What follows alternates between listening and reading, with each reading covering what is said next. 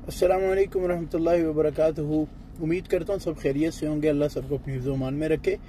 अगर आप उम्रे के लिए जाना चाहते हैं और कोशिश कर रहे हैं और आपको उम्रे की टाइमिंग नहीं मिल रही, तो आप रोज़ 12 बजे यानी ज़ोहर की नमाज से पहले 12 PM पे 12:01 पे आप कोशिश करें, इंशाअल्लाह ताला आपको टाइम मिल जाएगा।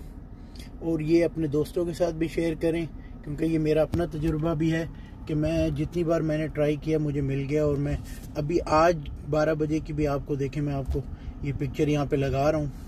और वज़ारत अल हज और तमन्ना वालों ने भी ये बात कही है कि 12 बजे ओपन करते हैं, 12:07 तक 8 मिनट तक ये ख़त्म हो जाता है। तो इस वीडियो को अपने दोस्तों के साथ ज़्यादा से ज़्यादा शेयर करें ताकि किसी का भला हो जाए, किसी को उम्रे का मिल जाए और आपको दुआओं में याद रखा जाए और मुझे भी दुआओं में याद रखें। अस्सलाम वालेकुम।